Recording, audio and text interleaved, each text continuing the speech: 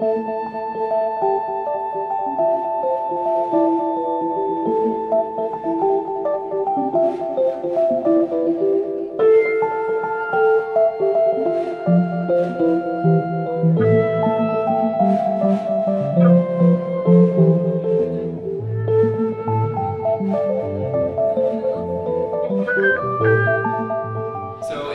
very clear if you open up a paper or talk to anyone that education is a pretty important topic in the lives of most people. Obviously, everyone here went to school of some sort. A lot of you guys went to Penn. Some of you guys went to other places. And I can, speaking for myself, I'm sure most people in a similar situation. You have a lot of friends or family that work in the education space. So even if you're not an expert like the folks on the panel, you at least have some direct experience with education and understand the importance. From my perspective, one of my mantras is education is a springboard to opportunity. And so I'm sure most people in this room can agree with that. So given the importance of education in general and student achievement, and of course the tightening fiscal budgets in many states and municipalities, it's not surprising there's a lot of pressure, a lot of fiscal pressure on education, and people are looking at accountability is pretty important. It's always been important, but as belts get a little tighter, you have to show what you're doing with the money that you have. So you want to organize an event around educational accountability and getting some folks with different perspectives, which we have on the panel. By the way, you guys all should have received bios from the panelists. I'm going to give a quick introduction to the panelists in a minute, but for their full bios, obviously, you can read through the pamphlets provided. So we're going to be talking about No Child Left Behind a little bit. Our moderator, John, will introduce in a second.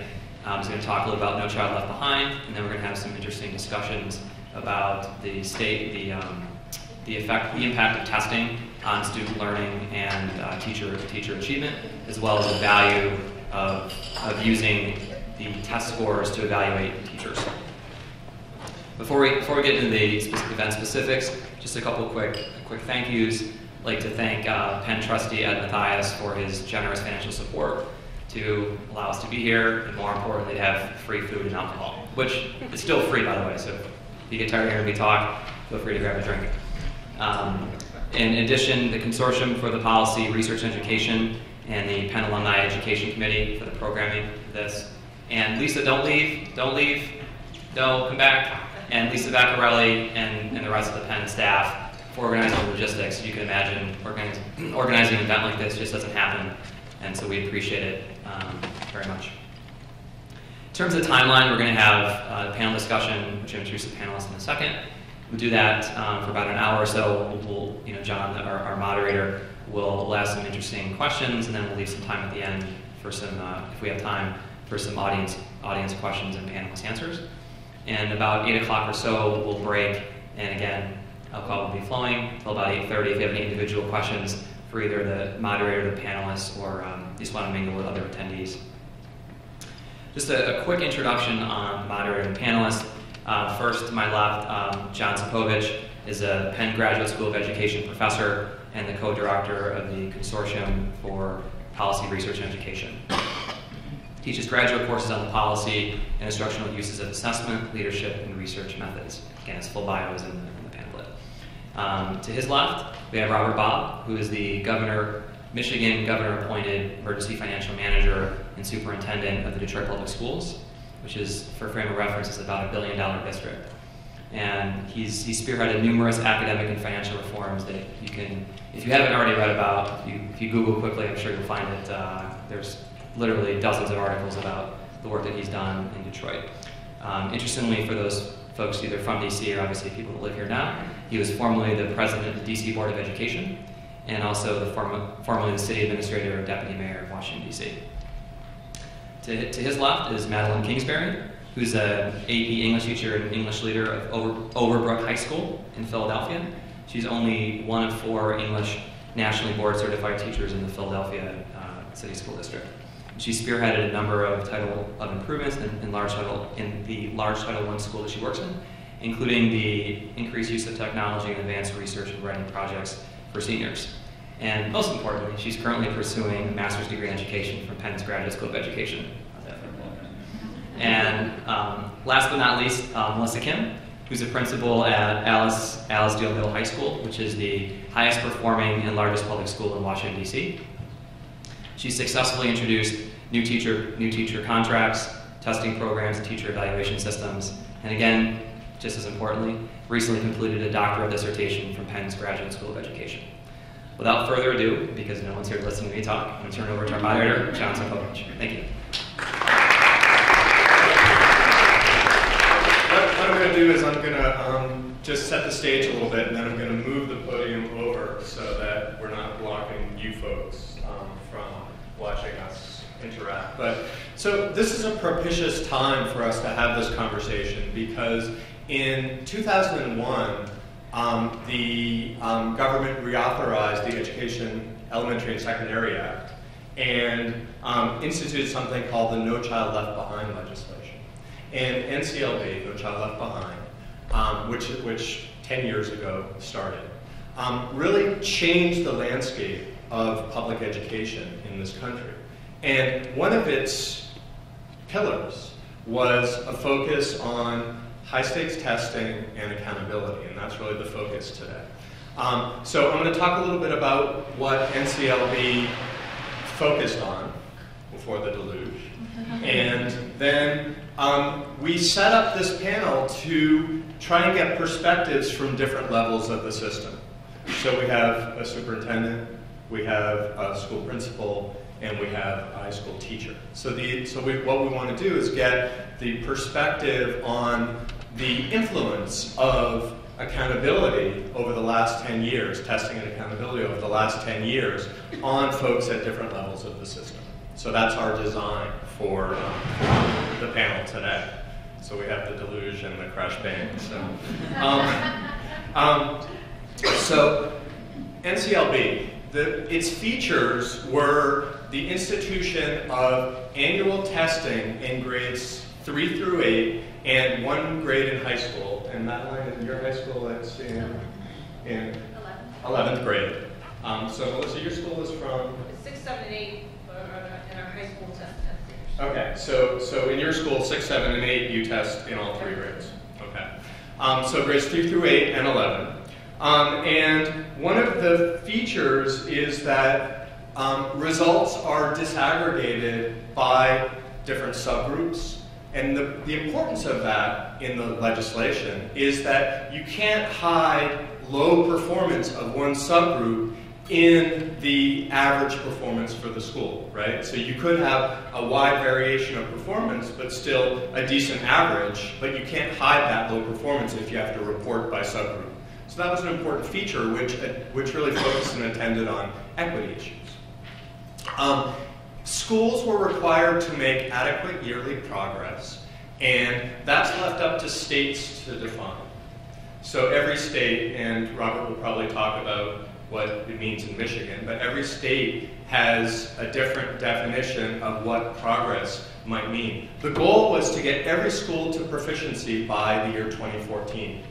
Well, by my clock, we're getting close to 2014, and we're probably not going to reach that goal. But and so that's one of the issues and the questions as we 10 years later for No Child Left Behind as we think about reauthorizing this legislation. Schools that didn't move towards making adequate yearly progress had a series of increasingly severe constraints and restrictions. So there were different levels of those constraints. So for example, the first level is where the school had to have an improvement plan and students were given the option of attending a different school in their district if they could find another place that would allow them to go. And that moved all the way down to really the highest level of severity is that the school would close or be taken over by a charter institution or by a private management organization. So schools that didn't reach these improvement targets were under the subject of potentially being closed or reconstituted in some way. And so those are the testing and accountability components of the No Child Left Behind legislation. And of course there were other components of this legislation as well, but we're focusing on the testing and accountability components. And so here we are 10 years later, and the question is, what was the influence of that new regime and this new high-stakes test-based accountability on the education system, and that's what we're going to focus on today. This is also important moving forward because the U.S. Congress is now starting to think about reauthorizing the Elementary and Secondary Education Act and thinking about how should we change No Child Left Behind. And so this is also important in terms of how we look forward.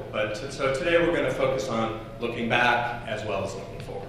So I'm going to try and slide this over, which probably will.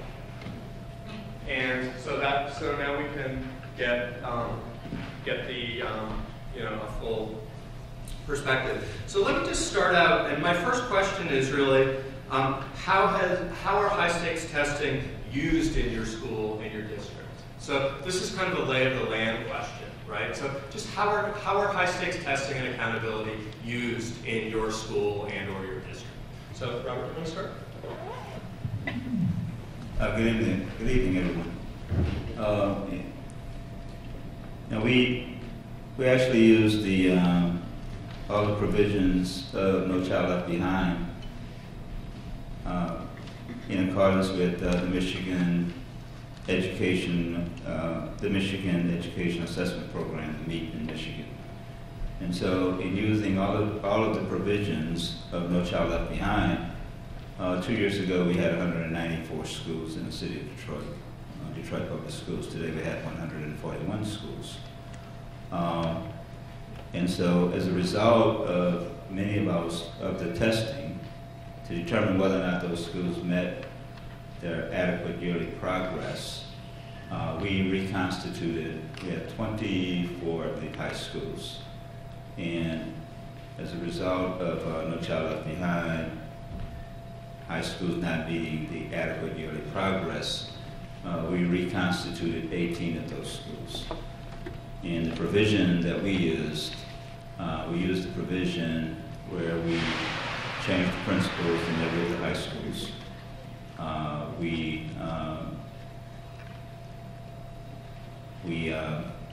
had teachers apply for positions in those high schools. And then we went one step further, and that is we provided an outside turnaround team to work with each of the high schools. Not that the high schools were turned over to a turnaround team, but that those high schools had a management partner working with them, with the high school principal. And each of the principals chose the partner that they wanted to align themselves with. So 18 high schools were reconstituted pursuant to No Child Left Behind. We went even further to look at other schools that were not making adequate yearly progress, and we reconstituted elementary, middle schools. So at the end of the day, we restructured 40 schools in total.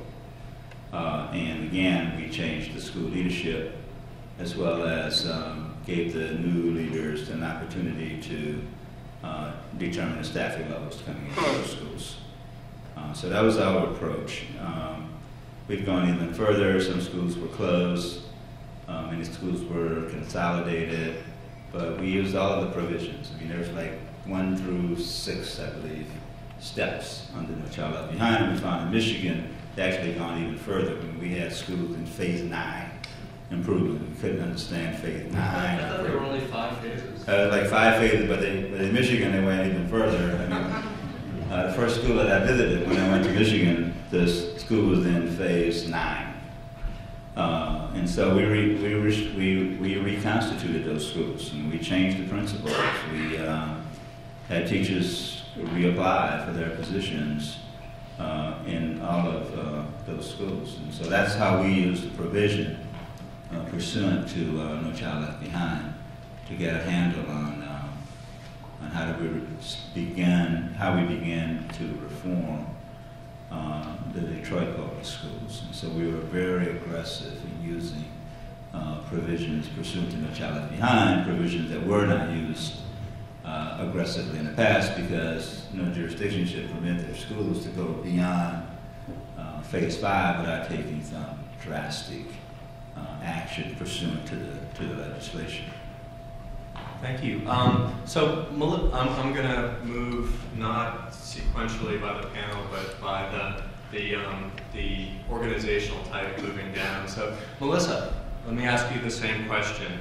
How has high stakes testing? How is it used in your school? And if you want to talk about DC as well, that would be fun.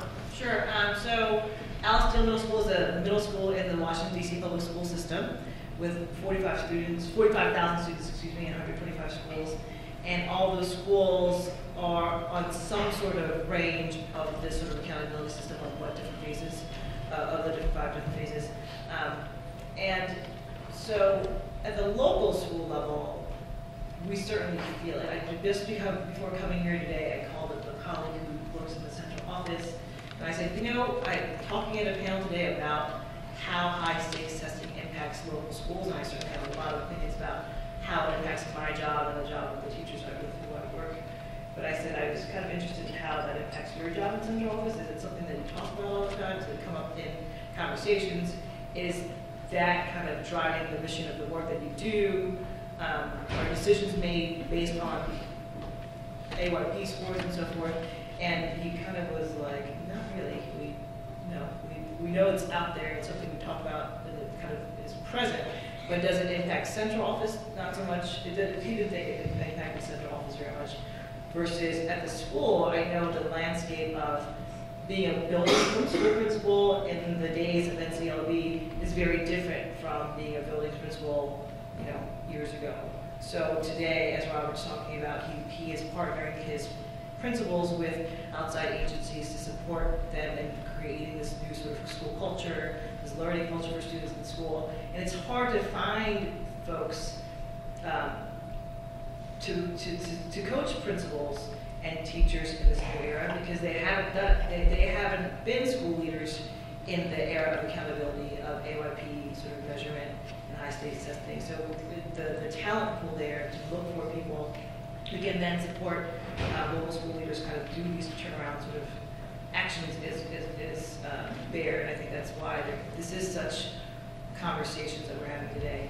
And I think very much like, certainly at the local school level, and in DC, I'm sure many of you have heard about this in the newspapers and such, DC has a new teacher evaluation system where a very large portion of that is based on how a teacher's group of students perform on the high stakes testing. So for some teachers who teach, our 6th, 7th, and 8th are all testing grades. So for those teachers who are teaching 6th, 7th, and 8th graders in the area of English and or math, 50% of your evaluation is based on how well your children do. And that's on the value-added sort of impact of how that teacher A impacts her students versus teacher A teaching the same sort of group of students.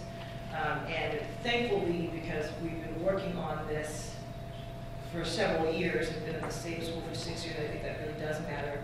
We've been able to build in great PD and just conversations about good teaching and learning in general and try to stay a couple steps ahead of the district in terms of these mandates and now the new standards. So I think as a school, our school did quite well in terms of value-added, and the value-added scores actually helped many of our teachers at Deal get significant bonuses for doing well for students. But I know that alternatively, there's many other teachers, most teachers in DC didn't fare so well with the value added. So when you're thinking about a new evaluation system that's so connected to standardized testing, and all last year teachers were trying to grapple with the idea of how can they not only become better teachers under this new rubric, but also there's a monetary incentive of how do I get additional $25,000, or if they stay high performing for 2 years in a row, in the district anyway, your salary bumps up 5 steps on the union scale. So for some of my teachers, well deserving so, after being high performing once again this school year, some of them will be receiving salaries of $110,000, $120,000, which is a heck of a lot more than they would on a normal teacher salary scale. So certainly there's national sort of federal guidelines about how desperately we do need our children to perform better academically, is then left up to districts to decide, are we reconstituting schools?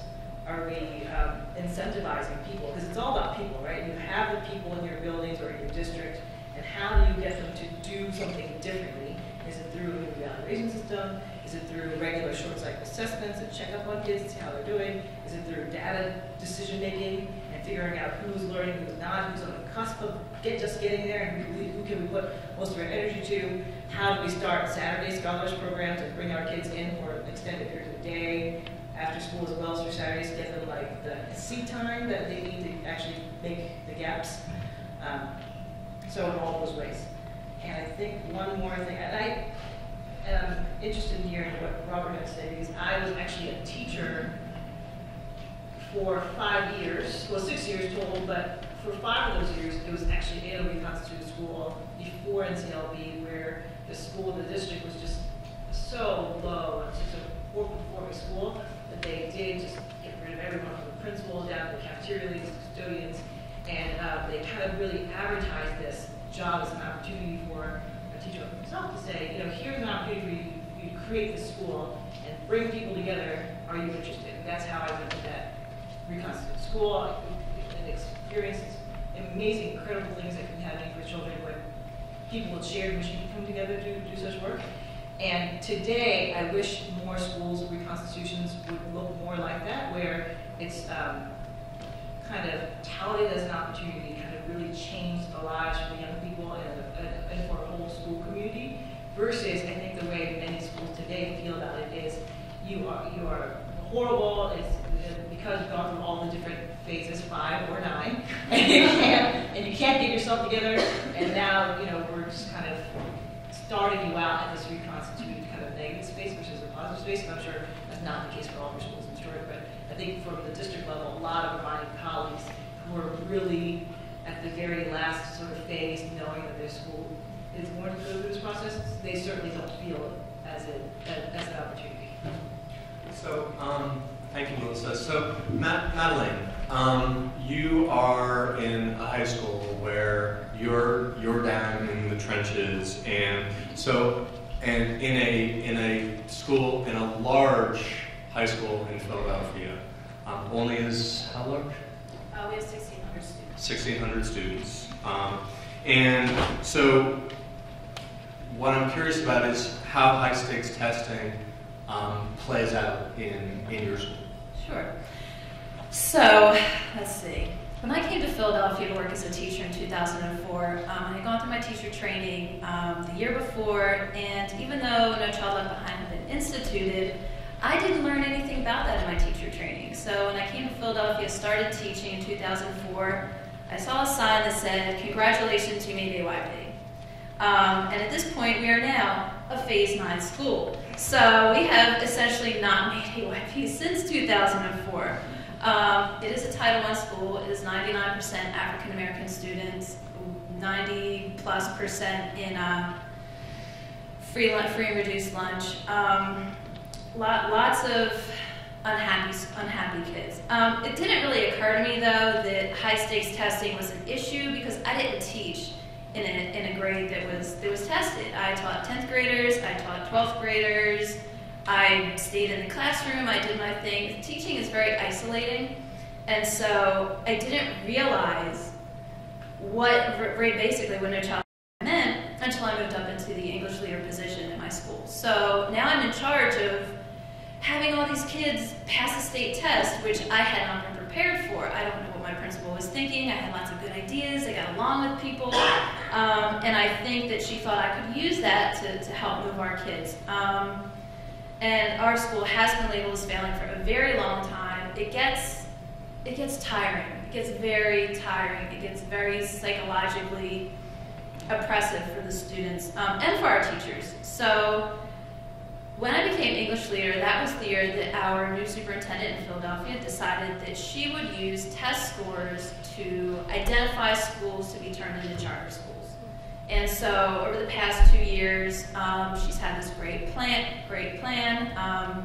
for her to use these test scores to turn schools into charter schools. And every year you're on a list and you have to find out whether you're going to be rolled over or not into a charter school. So it becomes very, very stressful. for teachers, and particularly because they don't let teachers teach the kids in a way that gets them to passing the test. They tell you how to teach for the test, and then they expect the results at the end. So my teachers, my 11th grade teachers that I work with, they are told this is how you teach, this is the steps, this is the time during class which you will do certain things, and then you are to execute it, and we will come in to monitor you. And so my tested teachers are constantly scrutinized, they're criticized, they have no place for creativity, they are discouraged from teaching novels, which is the essence of an English classroom. And they don't get to do that. They're discouraged from teaching extended writing assignments because that's not going to help the kids on the test. And that's, for me, I didn't become a teacher to teach to a test. I became a teacher to teach children how to love novels and how to love poetry and how to write their thoughts out. And so, and I know my colleagues, they would feel the same, they do feel the same way. And so we struggle all year, we wrestle all year, how can we continue to be creative in the classroom when we're told specifically that the things we want to do not help students for the test. So at the basic classroom level, and as an English leader, it's in my school, again, this is very contextual, we haven't made AYP. And so in my school, it's very stressful. It's very stressful for my teachers. For myself, because I want to support them, and for our students who have just basically finished up a month of testing. So we've lost a month of instruction, which is, I thought that's what school's about. So let me press on this a little bit, because so one of the theories of No Child Left Behind is a motivational theory, right? So the idea is if we create a system of testing and accountability that will motivate people to focus more on the outcomes that are the object of the system, i.e. the assessments, right?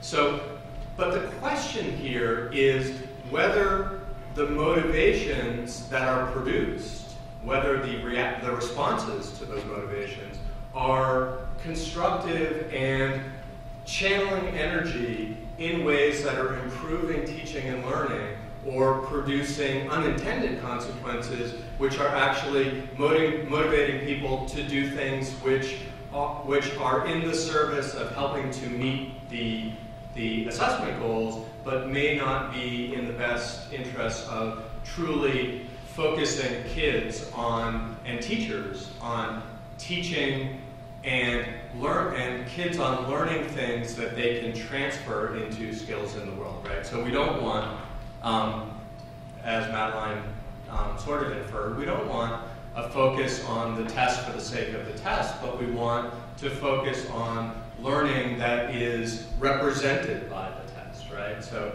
in test theory, the idea is that the test is a sample from the domain of content that we want kids to master, right? So in algebra, we can't test all of algebra, so we pick these 10 questions to represent the domain of algebra. And that we don't want the kids just to know the answers to these 10 questions, but we want them to understand the domain of algebra so that they can transfer that knowledge into a broader set of skills in their continued education and in their professional career. So the question I want to ask the panelists is, what are the motivations that are produced through the system of testing and accountability, and whether those motivations they feel are constructive to helping to improve the system and to increase the focus on teaching and learning.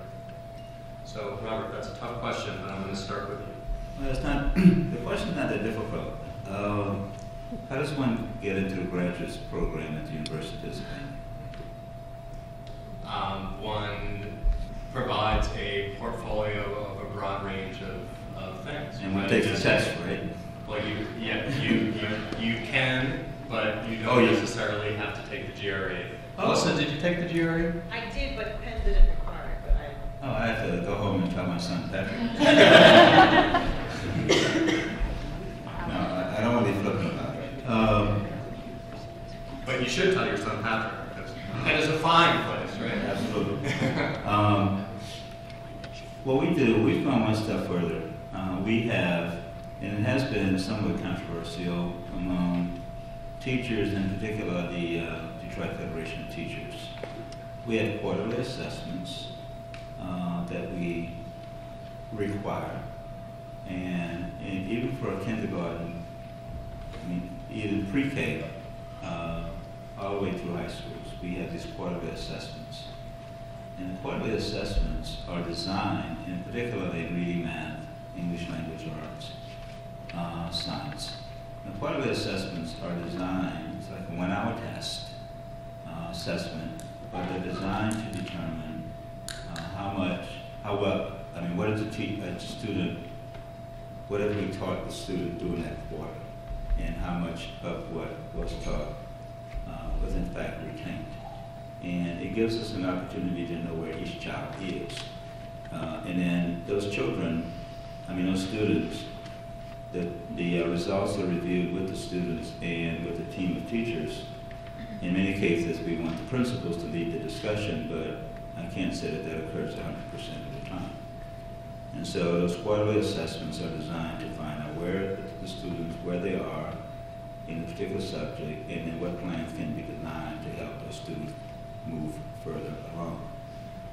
And then at the end of the fourth test is given just before finals, or immediately after finals, I think before finals, to determine what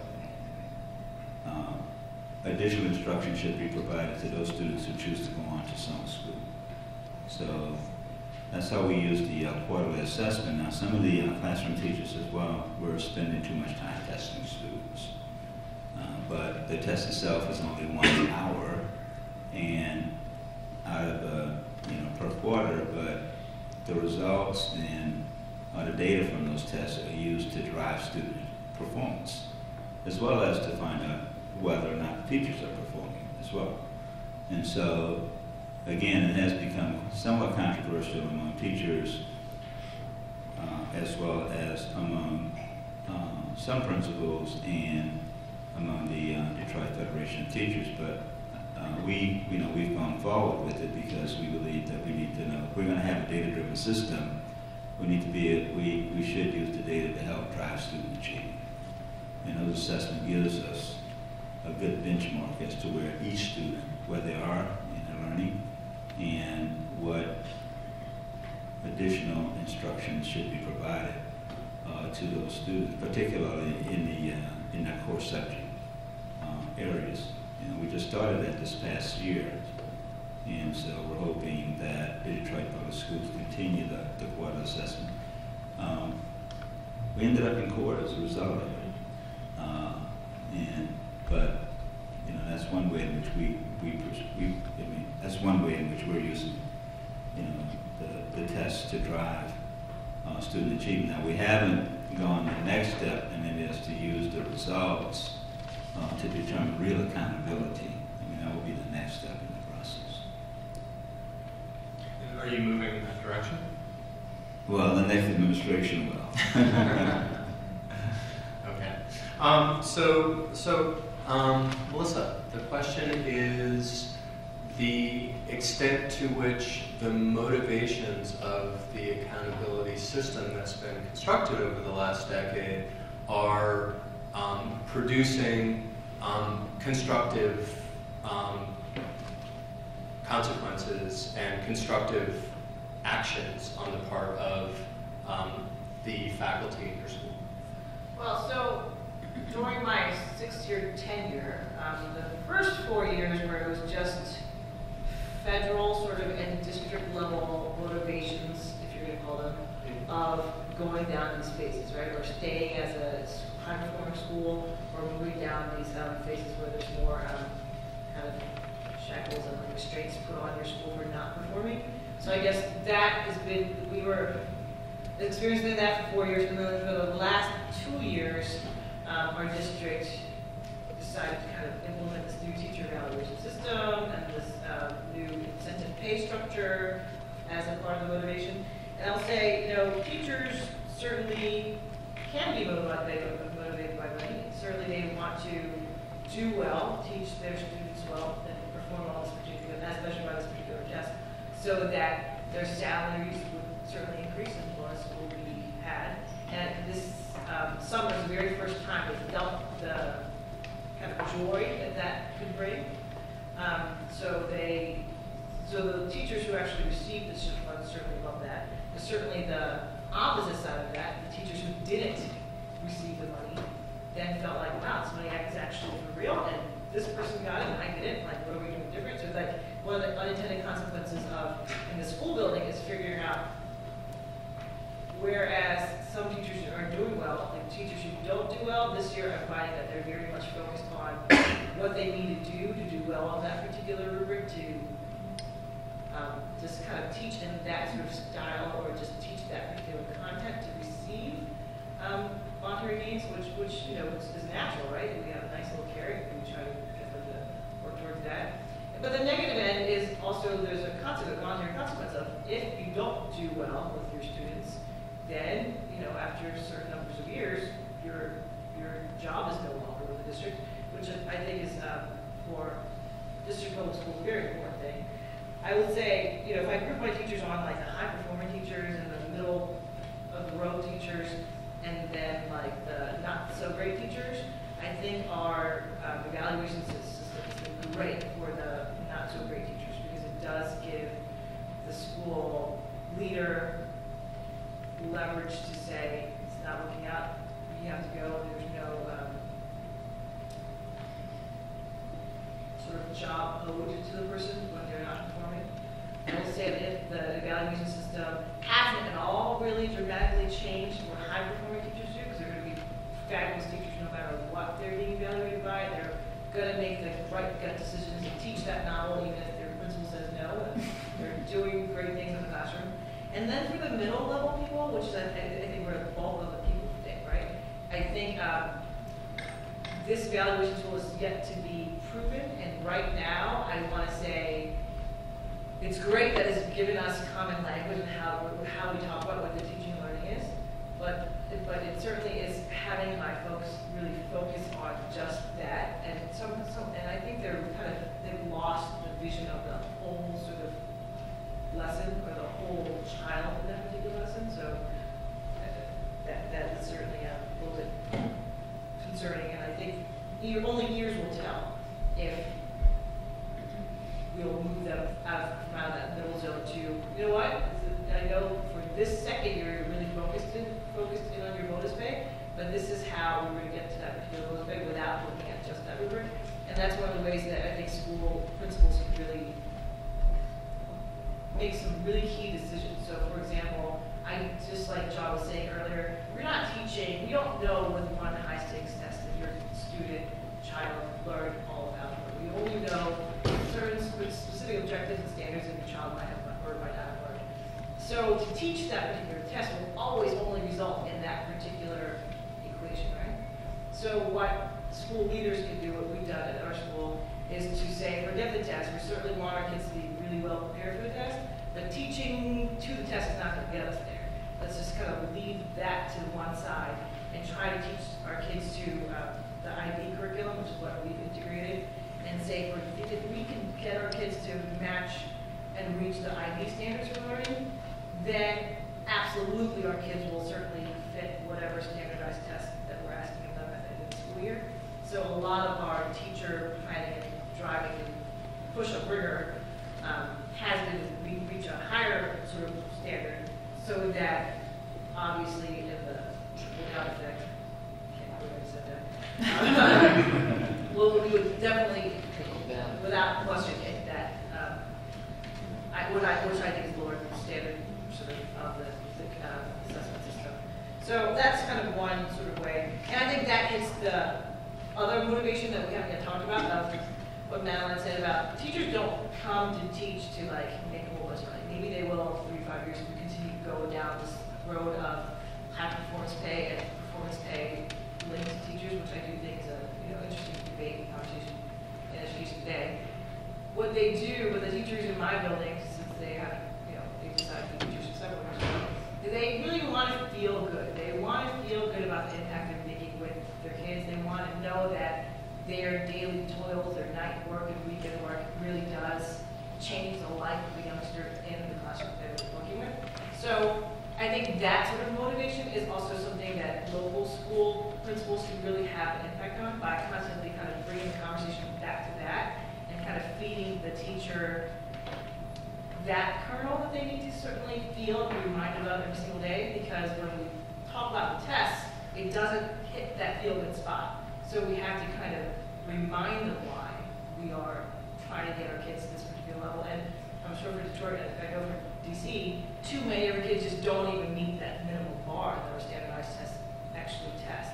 So that data is, stark enough for us to work really hard at it.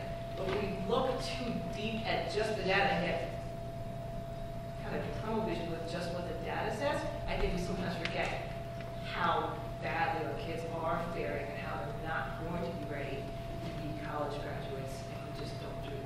So on a regular basis, just as, certainly the monetary incentive and motivation, we try to do a lot of like pluck the heartstrings motivation to kind of get us mission focused. So what about, just one follow-up question, what about subjects that they don't have testing for? So if I'm a teacher, I can't get the bonuses if I'm not in a tested subject. Yeah, if you're a great teacher and your performance is great, you do get a bonus, but not as much as the tested subjects. But how do you judge? Based on the rubric of teaching and learning framework is what we call it. There's 9 different descriptors of what we want you to do. A different 9 though, right? No, all the same 9. No. Sorry, A different 9. Yes, okay. So based on those observations, and each teacher receives 5 observations, 3 from me and 2 from another teacher. Okay. Okay. So in addition to a test-based system, you have an observation system, which is an important additional system in DC. Okay. So the question now is again sort of how this motivational system of external accountability is produced. What consequences are there of that system that's trying to focus on trying to focus teachers on teaching and which is measuring instructional success through the assessment system. So Madeline, how's that influencing teaching practice in your school? Well, I actually wanted to go back to the quarterly, if I could. Is that related? So sure. In Philadelphia, we do have at the high school level the quarterly assessments as well. And one of the things that's really useful about that is you get the results immediately. So you know where students are lacking, you know where they're doing well, and where you can move on. However, when we have the state test, we don't find out until June whether our students have done well or not. So there's no time to actually change your instruction. So in that way, for me and for our school, the state test becomes just an a number, an indicator, but it doesn't become anything useful for instruction, because the following year we get a whole new set of kids with new problems or strengths, and we have to start the whole preparation all over again for them. So quarterly testing, Philadelphia has accepted this. So maybe you want to talk to somebody down there, because we've accepted it. We're okay with it, and that's in the core subjects: English, math, social studies, and language. I think one of the problems with that, and which you alluded to, was that subjects that aren't tested, those teachers really get, or even grade levels that aren't tested, those teachers really get to fly under the radar. So in that way, testing does help show who the good teachers are, but at the same time, because not all subjects are tested, there's certainly teachers who are flown under the radar and they don't get recognized for their weaknesses or their strengths if they're a good teacher. So at least that's how it is in Philadelphia. In terms of instruction for teachers, what else? I think that's all I have at this point.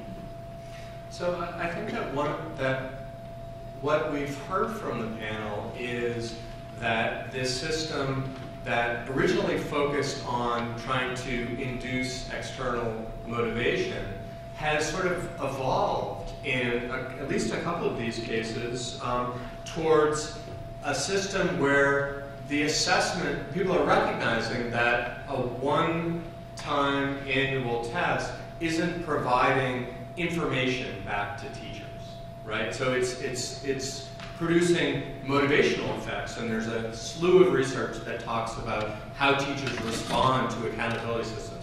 There's no question teachers respond to accountability systems. There's a lot of research that says that those responses may not be that constructive all the time. So they might be focused on more test prep, or they might be focused on actually gaming the system in some way. So getting kids not to show up for school, or having kids classified into special ed or into English language learners who may be exempt from taking the test, or in a variety of ways. But what we're seeing from the panel, which is kind of interesting, is this evolution of the system into saying, well, if this high-stakes assessment is producing motivational effects, it's not providing much information, not much feedback to teachers about what to do next, right? So if I see kids performing at whatever level on the test, how do I move their understanding forward? And that's really what the quarterly assessments are about. And in both Philadelphia and Detroit, this idea that the tests should provide information back to teachers that can inform the question about what they do next. So that's the next question I want to pose to the panel is, what do they see as the next evolution of the assessment systems as we try and mature these ideas of using testing? So we tried motivation, and that provided some influence, some bang for our buck. But now we're saying that we need to find alternative supplements to that system to provide feedback to teachers. So what do you see, where do you see this going? Where do you see this moving?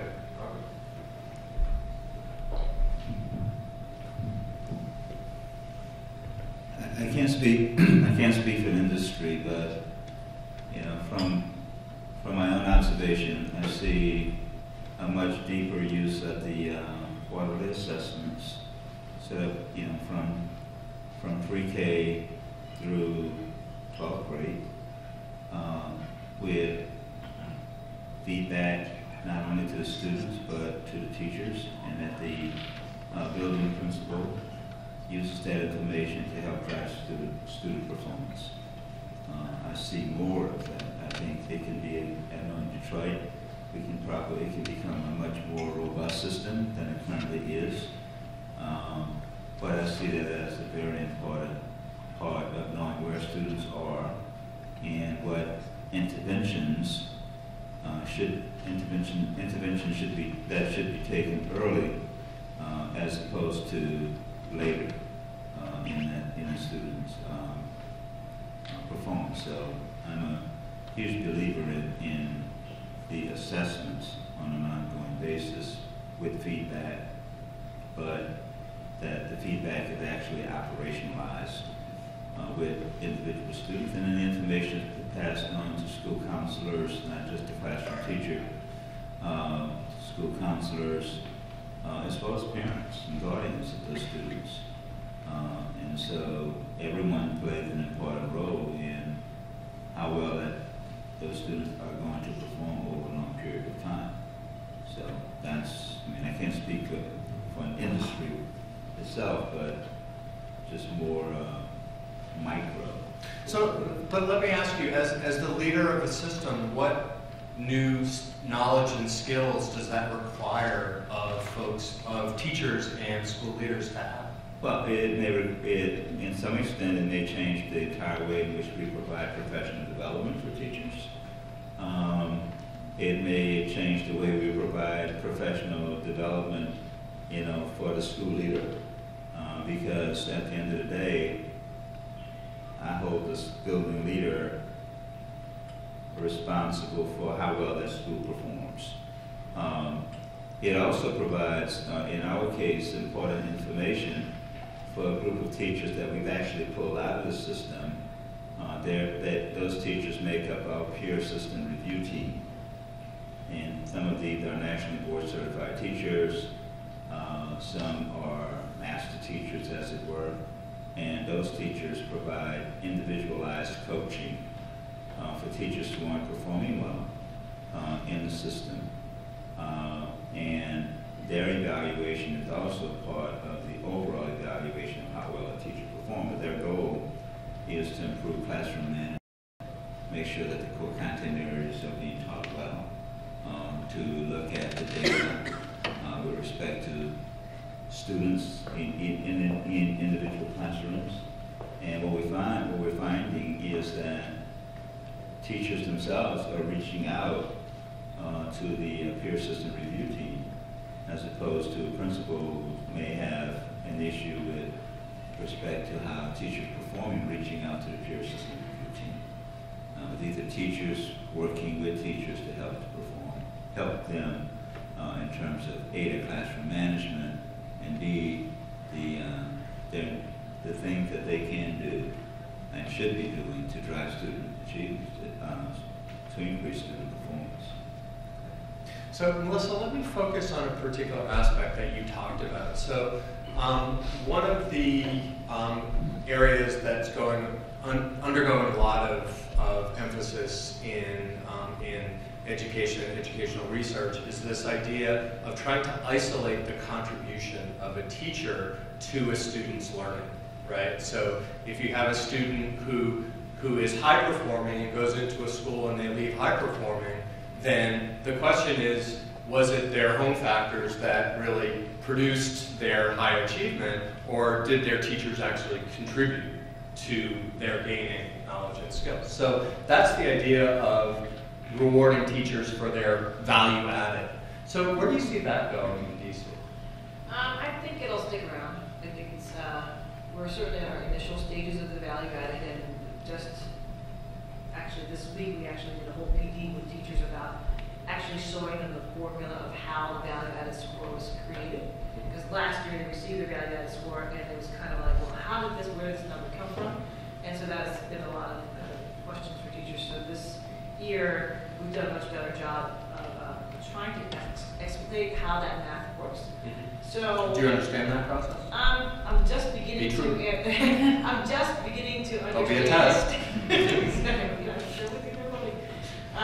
I'm just beginning to understand it, but basically it's about, for us, taking this group of students compared to, for example, if I'm a teacher teaching 100 kids, and this is my 100 kid caseload, they're using 100 kids' data of the same sort of like race makeup, economic makeup in general to see like how they what an average game would look like and see if they exceed the average. Right. So that, the most basic terms, that's how that's kind of done, and you see like a +7 or -7 depending on if you actually helped the child like 7 gradients up, or like your impact was so low that your child actually regressed during the school year. So and that has an impact on your evaluation system. And I think it's I think that part will definitely stick around for a while, and I think it'll only get much more refined as we actually use it. We toss around the term data-driven work all the time. I do think the way many retailers figure out like what you bought, how you bought it, when you bought it, how often you buy it, I do think we have the numbers smartness to be able to figure that out, and we'll just figure out a better sort of value add every single year that we'll give that. I think the question you had asked earlier about the quarterly assessments and where we're on that, I didn't even mention that when we went around talking about that, because we've been doing that for so many years now, because it's just kind of like the air we breathe. Every quarter we just kind of take the assessment, we get the test results back, and we sit around and have these data chats like Robert was saying, and I lead different teams, my assistant principals lead different teams, and we have these chats. And I kind of feel like for our school district, the pendulum is kind of, I'm hoping, I don't know if this is me projecting what I want to see versus what will happen. I'm actually hoping the pendulum will go a little bit more, less to the right and to the left, to kind of a place where we're using the quarterly assessments in a more focused sort of way, because there's a lot of data that comes all at once. And our teachers have too many competing goals to kind of focus on. So I do think for me and our school, it's helpful for them when I kind of mine through them and give them like 2 or 3 kind of, out of all this is kind of what we need to do with the book stuff, because I think when it gets to the individual student data, which we get, which is great, it's just way too much to like kind of deal with for them. So it's really helpful for us to kind of get past that. And I really do hope that pendulum kind of goes back to teaching the whole child and understanding that quarterly assessment is just one sort of data point. And I do think that as our teachers get smarter, and I mean not smart in general, but smarter about the process with this quarterly assessment thing, they are asking like tougher questions about, well, I'm not quite sure that this quarterly assessment that is produced by this particular manufacturer, because this education reform is a business, like it's a big, huge business, like is actually connected to what our kids need to learn and what I actually taught. So they're now asking like the tougher questions of asking if these quarterly assessments actually measure what we keep telling them this quarterly measure. And they're asking really great questions. And now we're at the point where we're actually emailing the companies back saying, this is a really crappy question, here's why. And so we're doing a lot to sort of push back with them, which I hope will get us better tests. And I think there's some question about maybe we're going to change our company. But whatever company it is, there's always a lot of question item sort of error. And I think as our teachers are getting into a groove of analyzing test scores every single quarter, they're able to ask the tough questions. So I do think that maybe the swell of our teachers' feedback to the nation will be, if you're going to ask me to make these huge changes for the kids, which what I need to do is important to do, I also need you then to give us the clear tools for assessment that will actually measure and tell me what my kid knows and does not know, so I don't have to just waste too much of my time kind of in the muck of things. So that's kind of what they want to see. And I'm so glad that Robert talked about how at the end of the day, the accountability is on that particular building leader, because, yeah, I feel that that's one of the things I should have talked about earlier that I didn't talk about.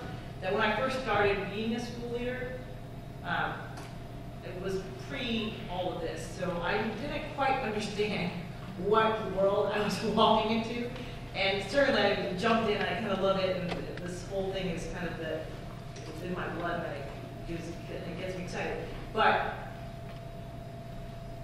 it is incredible. Like I know we're here talking about, and we have so many more teachers in our nation than so many principals.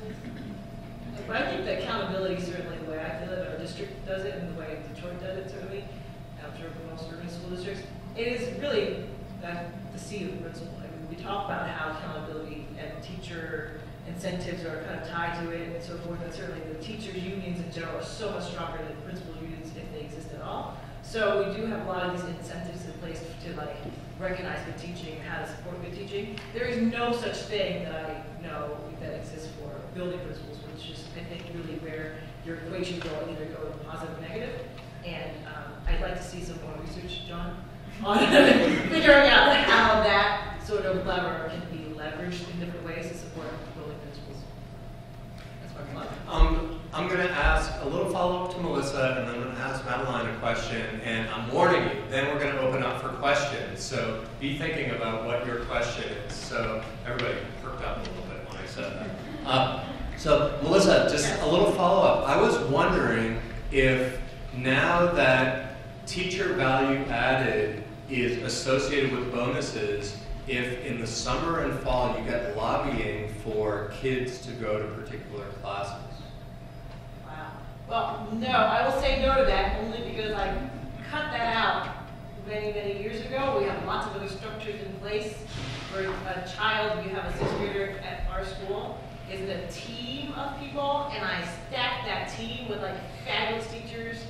So every single team has like high-flyer superstar teachers as well as like, you know, not such wonderful teachers, but they're really good teachers anyway. So like, even though you might really like love this one teacher, I would say all of our teams are equal. But you're right. But it's interesting that the choice of the unit of reward and sanction is the individual teacher as opposed to the team, right? Yeah, which is kind of interesting. Oh, that's interesting. So Madeline. Yes. You've seen this experience from both sides of the fence. You said you started out by not being in a high tested grade. You know, so I'm not asking you how long teacher because that's akin to asking a woman her age, and I wouldn't do that. But so you've seen this from the side of the fence of being in a low stakes grade in maybe a high stakes environment, and seeing the high stakes come to play. So I was just curious about what you see as the biggest influence of this last 10 years or your experiences, the influence of high stakes testing, just net on the life of teachers. Oh, wow. So I get to sum up the last 10 years. Oh, goodness. So one of the reasons I was so excited to come down here was because, and I think about my experience as a teacher who became, a teacher leader at my school, and I see the pressure that my colleagues go through. And, they're my colleagues, they're my friends. We spend time together outside of school, and yet it's insanely pressurized when you're in the building, in the moment, you're working with kids, you don't want your kids to fail, you don't want to be seen as a failing teacher, you don't want your school to be seen as a failing school. It's a pressure cooker just waiting to explode. And frankly, what I would love to see, and maybe this will be at least the next, I don't know, maybe next year, what I would love to see is an absolute moratorium on testing. Like, none. Give the kids a break, give the teachers a break, give the principals a break, give the superintendents a break. Let's save all that money, put it aside, and let's just give the students an opportunity and the teachers an opportunity to learn, to be learners. I don't feel that testing is going away anytime soon, but in my utopia of school, there is no test. Or if there is a test, it's a test that counts for the students' lives. So at the end of the year, a 9th and a 10th grader would take the PSAT. At the end of the year, an 11th grader, a 10th grader would take the SAT. A 12th grader, they would take the AP exam. Exams that counts for students' lives. Whereas a state test, there's no college that will accept a state test as an admissions criteria. So for me, I would like to see those kinds of tests count more. And I would like to see teachers teaching at that higher level as compared to a state test is often very simple. It's hard to teach simple things. It's ironically and nonsensically, that doesn't make sense. But teaching basic stuff is not always easy. When you get the kids to think at a higher level, they can do it. They just need to have opportunities. So I'm sure that there would be testing companies who would not like to hear that we should have no test for the next year. But I wonder what that life would be like. And for me, I'm always looking for the hopefulness of school. So if testing is to be, that's okay. I can live with it. I teach AP students. I'm blessed. My kids want to be in school. They want to learn. But I know that my colleague down the hall who teaches 10 special ed kids in every single class, she doesn't have the same luxury as I do. So just to alleviate some pressure, we live in such a high pressure society. I mean, that's utopia for me. I would love to see that.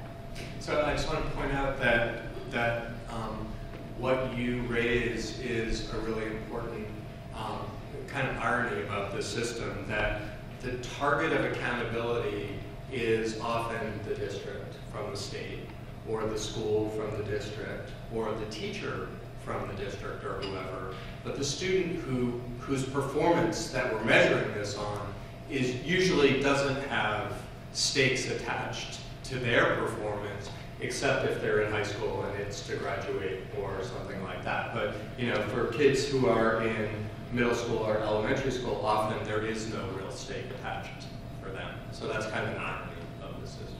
So, What do you mean? what do I mean that? On the kids in the lower level. Well, how a fourth grader performs on the state assessment has there's no implication, there's no stakes attached for them. The teacher might respond differently to them, but unless you have a non-social promotion policy, there's no stake attached to them. For every grader? Yeah. Okay. So then You do can kids... sue that. You guys should talk about that. Well, because, I just ended all of the social promotion. I mean, it has a cost associated with it, but by, promoting a kid from 4th to 5th grade when they haven't mastered their core subject content areas, you haven't done that child a favor. Particularly in urban kids who have significant challenges competing in a world well beyond where they're being educated. And they have to be given, every opportunity to succeed. And you're not helping move along kids. I mean, you shouldn't have a child in the 12th grade reading at the 6th grade level. How did they get all the way to the 12th grade? Well, you have children promoted to 9th grade, but they've had, they can't master basic algebra, and so you're not doing them a favor. So the extent to which you're assessing high-stake testing kids early on, you're helping those children. They're finding out where they are, and then it's the obligation of the education system to help them move beyond where they are. So I think you're an anomaly in school districts to do that. But tell me how many years that's been in place, and how a year. And so a year. And so it's yet to be seen whether that influences sort of how kids approach these tests. Well, absolutely. I mean, you need long. It's a research opportunity. Correct. That's what I was about to say. If it's continued in Detroit, but it is definitely. We have about 72,000 students. About 26,000 students who are not at grade level. 2 or 3 grade levels behind, probably more. I mean 26,000 overage for the grade they're in, which means they're behind in many ways. And so you have to you use the information and data. You have to focus on those kids. I was going to ask a question of Melissa. When you're rewarding teachers, and we have this new teacher evaluation system for the first time in Detroit public schools. Patterned much after, like the system here in D.C., the system in Arizona, Denver, a couple of others. So we just picked and choose the best systems that we thought. But what happens, you're rewarding teachers at a high level. We provide very extensive after-school program, an extended day program for all students, particularly pre-kindergarten through 8th grade, in their co-content areas. So what's being taught in the classroom, they're getting a double dose at the end of the day. And it's the result of should you measure what's taught during a normal school day versus how do you bring the extended day learning into the regular classroom learning, and then for those parents who then have special tutorial programs for their children, get them to another level, who takes credit for that? How do you factor that into the teaching eval system? Or even in a high school teaching situation where we have, not called extended day, but it's, double dosing in mathematics, double dosing in English and reading. This is after school. And so how did all of that factor into the teacher evaluation? So I get my $25,000 bonus at the end of the year. I don't know, because we don't have, I think your double dosing model is amazing, and I think all school districts can invest that much time for kids, because that's what the kids need, right? They need additional time to get this concept. But I think that you posed that question, and I think, wow, I guess in that same way, we don't really know, because learning for kids and for all of us is not linear. You make growth spurts in what you learn. So you might be, you might think you jump in balance class, might be really now I have nothing to do with it. Because, John or something like that. I taught him 2 years ago, and those things just finally clicked for you with balance class. So I don't know, that's a great question. Never thought about that. There you go. So we're open. The floor is open to questions. So why don't we start with? I can't read name tags, so Sarah. hold me. Sarah, thank you. Sure. So I should probably just start out. So I actually work and I fund education projects and technology related. I work in Hewlett Packard, and we do a lot of philanthropy in education in America and globally. And my question really goes to, I think, accountability and beyond. Because I think when you talk about accountability, you have to understand what are the broader issues that go into preventing good teaching and learning. And we as funders often ask ourselves, well, what can we do to help? So I'd be interested in the opinion of the panelists on this, because the United States, in spite of spending $10,000 per student per year, on average, our test scores are significantly lower. On PISA scores across the globe, we tend to perform, particularly in math and science, much lower than other OECD countries. We spend more than South Korea gets much better results than we do, spending much less per child. And in Canada, they are 1 full grade level ahead of the United States on average. And yet we've tried these experiments in accountability. We've tried to really push and at least address the worst schools. And obviously, a lot of teachers don't like this. They feel like it doesn't focus on the right thing. But is it really the accountability issues, or is there some other fundamental structural problem that we are just failing to address? Is it that we can't attract and retain the teachers? Is it that parents aren't doing enough in the home environment to support their kids' education? Is it the money is being spent incorrectly?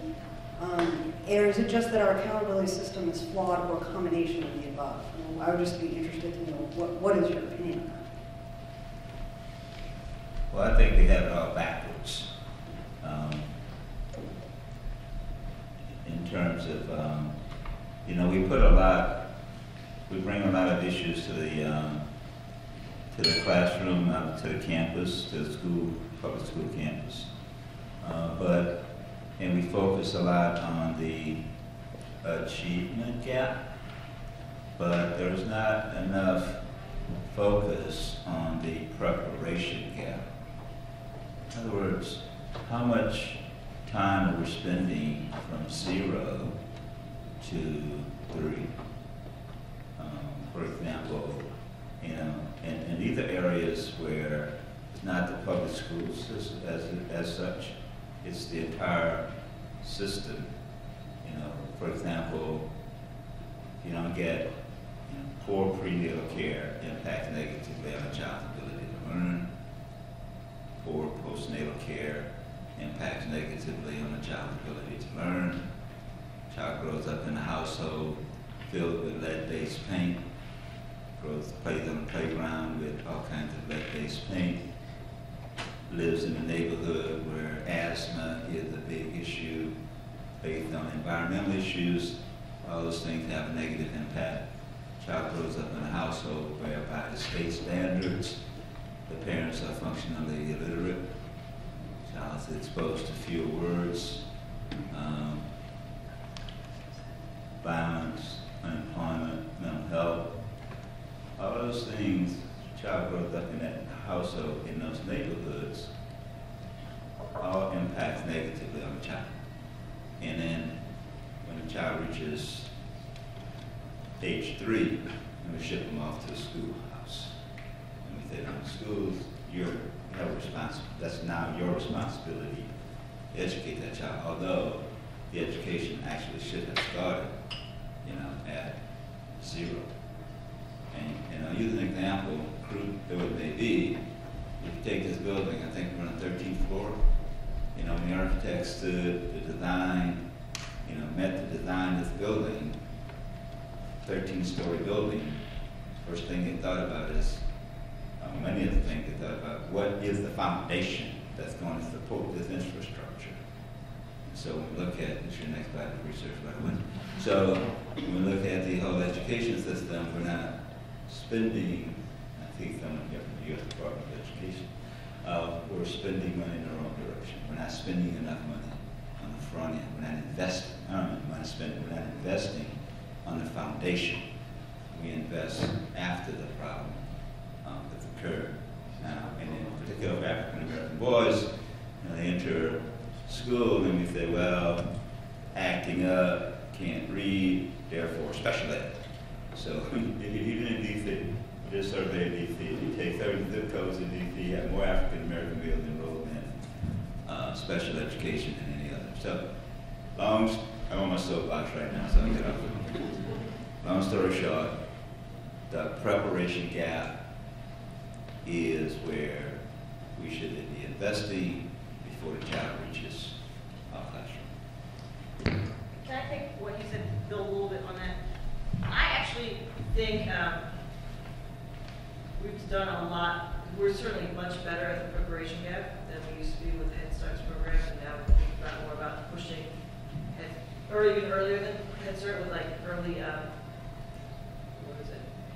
when we're trying to figure out from birth what students really need support, what children need support, and how we support those areas. I think for some reason, just being a new parent myself, hanging out with all the new parents, new people, I'm finding that there's a lot of attention that's given to little people. I think parenting becomes a whole different ballgame when little people get a little bit older and they start pushing back and talking back, and we don't really teach our parents how to parent that child. So part of what we are going to look at next year at our school is talking about like parent education for the adolescent student. And in my perfect world, I would actually start that in elementary school about like 3rd grade, 4th grade, when that pushback is coming at parents more, and you're still kind of remembering how cute they used to be. But like in middle school, I really do see that parents are often like unsure. I mean, they want to do something. This is their beloved child. They want to do the best they can, but they just have so little tools in their toolbox because maybe they didn't experience great content on their own, and there's not, time of the day for them to actually go take a course on it or something like that. That's just not the culture of many of our very busy, often single parent homes. So I really do think a school, if you're thinking about funding some things, I think you should think about like, how can we just not be talking about accountability, testing all the time, but think about like the whole sort of community, and how do you take, like for example, in Detroit or DC, multiple generations of people have been failed by our school system. And to kind of just focus just on kids right now, I think doesn't really make the quick impacts we need to make, so I would say think generationally. And then I want to also kind of talk about, I think there's something to, I think John, you did a study on implementation, right? So there's all sorts of reform models or corrective measures that one can invest into. But where it really can produce is in how it's implemented, and giving it the time to be implemented and go through the implementation dip and then bounce back from that, because people are kind of getting into turning the new gears and trying to learn new skills and make new connections. And I think, and Robert said something about if this retention thing is continued in Detroit. I'm not quite sure I completely agree with Robert on the retention thing, but he's a smart guy. I'm sure he's thought this through, and he's decided for his school district, this is what they're going to do. And if this gets continued, the great things might result. But in urban school districts, I mean, we have superintendency turnover like there's no tomorrow. It's almost a financial gain for our superintendents to leave. They value our contract out, they go somewhere else, and it's a pretty phenomenal thing of how quickly our leaders at the top are kind of turning through cities. And in the same way, I would say at the school level, I think we just started seeing great gains at my middle school at my year 4, because it took 3 years to really restructure things, move really crazy people out, bring new people in, to go through like a PD sort of learning together. It takes that time for a school principal to kind of get that done. And I sat through so many other job offers and kind of teasing things through these last few years about I could go do something else. And, you know, it might be in my financial best interest to do something else. You know, kind of, you know, all those things, but I really do think if we think about if what you're really in for is fixing something, it really needs sustained leadership, whether that's at the city level, whether that's at the school level, whether it's, you know, you're supporting the English department chair and she's not doing exactly what you want to do as a principal, so do you kick her out and get somebody else, or do you try to kind of work with her through that sort of system? But sort of like something that gets the people invested in staying for a bit of time, because, you know, Mr. Ball will get a job somewhere else. He's a highly accomplished man. I will certainly get a job somewhere else. That's not an issue. But who won't get good support if people just kind of flitter about is the communities that really need to be built and intact. So I would love for your organization to think more about, like, how do we get that? How do we create, like, the norm of leadership to be not just get a couple of notches in my belt in this particular thing and then moving forward before that thing, whatever it is that you're trying to create with investment, time, and energy, gets to actually, like, kind of has a chance to flourish. Or do you create a structure, even in a public school system, of a board, a functioning board like many private institutions might have, that will trust and will be holding that organization's like goal and trust, no matter what the leadership change is. So it's investing in thoughtful leadership transition. So like when I'm leaving my school, you know, is there something structurally in place, and not just counting on me to be a good person, but is there some sort of system and structure in place that says we're transitioning another person to take my place, and we've given some time and budget money for me to like thoroughly train the person, and then like leave it in good hands, right? So, other questions? We've got time for a couple more here. In the back, the woman. Oh, I know you, Emily. Yeah. Hi, John. Hi, Emily. John's How's your dissertation coming along? It's going great. Thanks. John's my chair. So I was a teacher for... She's not a plant, I have to tell you. No. I surprised him. I was a teacher for 7 years in Boston, and now I'm a graduate student at Penn. And first of all, I just want to say this is a great panel, and I can't tell you how many panels I've gone to where there are no teachers. So it's really great that there's a teacher and a principal.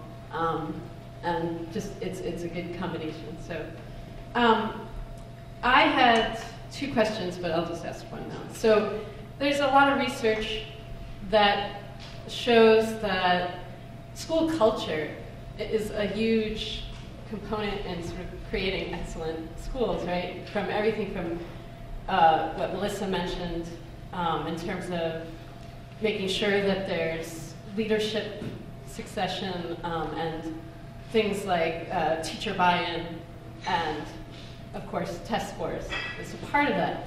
But it seems like this focus on high-stakes testing might be at odds with that, creating strong culture. For instance, you know, when you're using it to decide which teachers will get higher pay, that seems to create competition, or it might. So I guess my question is, in your experience or in your beliefs, how do you see that playing out in terms of school culture? So at my school in Philadelphia, I'm really fortunate that the teachers I work with very much, because we don't have pay per performance. We very much work as a team. We see ourselves as we're on the same boat here. So if our kids don't do well, we're all going down. I feel very fortunate that I work with a team who we all share the same goals. So, and we all support each other. And I know that certainly there are times where teachers will say to me, well, you teach AP, you don't have anything to worry about. Well, I tell them, but I share, even though my students are AP students, they all have the same struggles. They all have the same issues in the classroom, whether classroom management issues, writing, whatever the different struggles that students have. So, at least in that way, I feel good about my team. But if it were to get competitive, I can't imagine what it would look like. It's already, teaching is very isolated activity. So if you break things down, when it comes to people's paychecks, that's a big deal. People don't want to lose their money. People will do whatever it takes to get, make sure that they can take care of themselves. And I think by making school competitive in terms of pay, I think personally, I wouldn't feel right getting my paycheck at somebody else's expense. You had a question over here. Yeah, my question is, you're talking about the high stakes test. Well, I have a feeling you're going to be here for a while. Why not make them fun for the students? I go on Facebook a lot, and I see these boys, or my nephews, they play this game, World of Warcraft. They love this game. They're paying $20 a month for this game. Why? Because it feeds on their addiction. They get something out of it. Why can't schools do the same with the test? Make learning fun. So that's a really interesting question. In the history of testing, right before high-stakes testing, we went through an era where we really explored alternative assessments, more authentic assessments, performance tasks, portfolios, kind of the things that you were talking about. And it came down to two things. One is the cost. So they're more expensive per administration, per student, right? So they're very expensive. And two is, if you're going to have a high-stakes test, it needs to hold up to the scrutiny of two psychometric qualities called reliability and validity. And these other tests, which were more authentic assessment instruments, were harder to get these levels of certainty about is the judgment of performance actually consistent across different people. So I think that the good news is that with technology, we're starting to move back towards these more creative, authentic assessments, and Robert is nodding his head. So I think that we might move in that direction now with some of the technological capabilities. I'm talking about making the preparation for the test. Oh, okay. Okay, because you do spend time preparing to teach for the test. Yeah. Make the preparation fun. Let the kids take pre-tests before. What they do with the SAT. They do take pre-tests. There's a lot of them. But depending on the teacher, they become fun, and it becomes a game with these kids. And an unfortunately, an addicting game, which they might end up spending a lot of time on, but at least they're spending time on doing something that's productive as opposed to drugs, alcohol, and smoking. So, I'm just saying, replace limitation with fun. So I think that's a great plea to close with. Let's make learning fun. And let's produce high performance with that fun learning. So Tom, I think you're ready to... Yeah, so just, obviously you guys did a great job, both John and panelists.